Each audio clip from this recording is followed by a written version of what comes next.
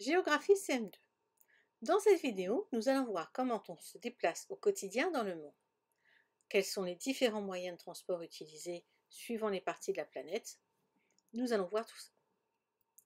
Prenons d'abord l'exemple de John, qui a 10 ans, qui habite à New York dans le quartier de Manhattan.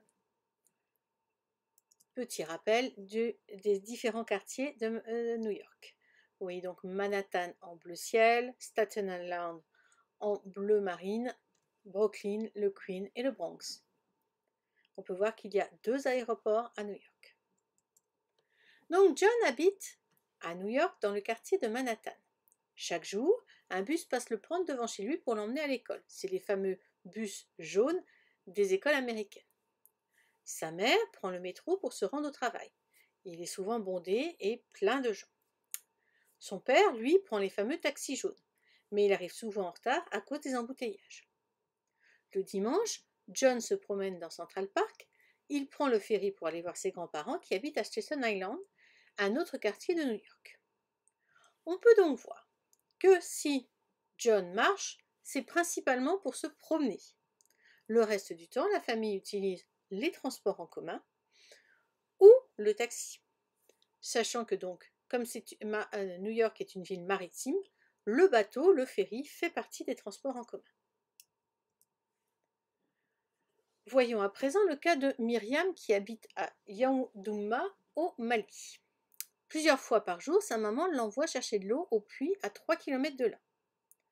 Chaque semaine, la famille va au marché pour vendre le riz qu'elle cultive. Elle y va en charrette, tirée par un bœuf. Sa cousine Aïcha a de la chance puisqu'elle va à l'école. Elle marche jusqu'au fleuve, puis elle traverse le fleuve en pirogue. À l'approche de la ville, les charrettes croisent les taxi-brousses. Ce sont des camionnettes chargées de colis et de voyageurs. On peut voir qu'elles sont surchargées de colis et de voyageurs. Donc on peut voir que pour la famille de Myriam, le principal moyen de transport, c'est la marche à pied. Il existe d'autres moyens de transport, mais qui sont plutôt archaïques et surchargés.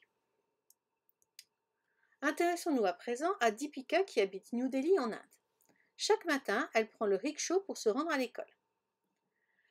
La ville est surpeuplée, la circulation en ville est très difficile. On peut voir sur la photo que les rues sont très étroites et très surpeuplées. Beaucoup d'habitants utilisent des 2 roues. Quand elle va voir sa tante à Bombay, Deepika voyage en train. Les trains, eux aussi, sont souvent surchargés. Je pense qu'en France, vous avez rarement vu un train qui roule avec des voyageurs accrochés au wagon. Donc, en Inde, la famille de Deepika va utiliser les transports en commun, qui sont différents des nôtres, parce que par exemple, le rickshaw, on n'en trouve pas en France. Elle va être confrontée à de nombreux embouteillages et à des moyens de transport surchargés. Ce graphique nous montre les enjeux des transports dans les pays riches. En effet, dans les pays riches, les villes grossissent, mais elles grossissent de façon horizontale. Elles prennent de plus en plus d'espace. Il y a de plus en plus de banlieues. Cela entraîne une augmentation des déplacements entre le domicile et le travail. Plus la ville est grande, plus il faut se déplacer à l'intérieur de la ville. Cela nécessite de prendre soit son automobile, ce qui entraîne une augmentation de la place occupée par les routes et les autoroutes, donc encore un agrandissement de la ville, et ça entraîne aussi une augmentation de la pollution, parce que ça augmente les embouteillages.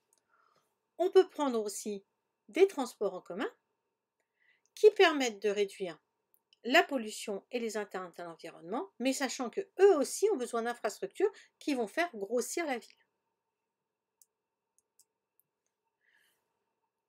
Dans ce document, on voit les enjeux des déplacements dans les pays en voie de développement. Donc, là aussi, les villes grossissent énormément parce qu'il y a un accroissement rapide de la population en ville. Elles grandissent un peu de façon archaïque, un peu partout. Donc, ce qui fait qu'en fait, on ne construit pas assez vite les moyens de transport, les infrastructures pour le transport. Donc, puisqu'il n'y a pas une grande offre de transport, le choix du mode de transport peut se faire en fonction des revenus. Selon si on est pauvre ou si on est riche, on n'utilisera pas les mêmes transports. Donc, les plus riches vont pouvoir utiliser des automobiles personnelles, mais ce qui provoque des embouteillages et donc de la pollution et des trajets longs et fatigants. On peut aussi utiliser les transports en commun, mais qui sont souvent surchargés. On a vu le cas de l'Inde, ce qui entraîne des trajets longs et fatigants, parce qu'il y a en plus de nombreux embouteillages et les gens sont coincés dedans. Ou alors on peut également se déplacer à pied ou en 2 roues, mais là encore, les trajets seront longs et fatigants. Donc on peut voir que dans les pays en voie de développement, le transport est souvent synonyme de trajets longs et fatigants.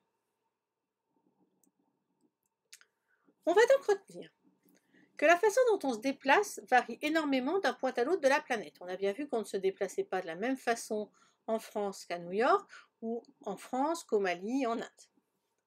Dans les régions très pauvres, les habitants se déplacent surtout à pied. Ils utilisent également, selon leur lieu d'habitation et leur richesse, la mobilette, la charrette, la pirogue, le rickshaw, le taxi-bus ou encore le camion. La population mondiale vit de plus en plus en ville. La taille des villes ne cesse d'augmenter. Cela entraîne de plus en plus de déplacements. Dans les régions riches, on trouve les mêmes moyens de transport qu'en France. Autrement dit, la voiture, les transports en commun, la bicyclette. Dans certaines villes, pour s'adapter aux contraintes géographiques, par exemple quand on est au bord de mer ou quand on est en altitude, on crée des transports qui s'adaptent aux besoins des utilisateurs. On a vu le ferry à New York. Dans certaines villes à la montagne, on va avoir des téléphériques. Dans les régions pauvres, il n'y a pas toujours d'infrastructures dédiées au déplacement. On n'a pas de routes goudronnées, on a peu de réseaux de transport en commun, on a peu de bus, on n'a pas de métro. Les réseaux existants sont de plus souvent vétustes et insuffisants. L'automobile reste le moyen de transport privilégié à travers le monde. D'abord dans les pays riches et pour les habitants les plus aisés dans les pays pauvres. Les habitants riches des pays pauvres. Mais son utilisation pose de nombreuses difficultés, les embouteillages, la pollution bien sûr, et aussi le manque d'infrastructures, parce que quand on circule en voiture, il nous faut des routes, des parkings.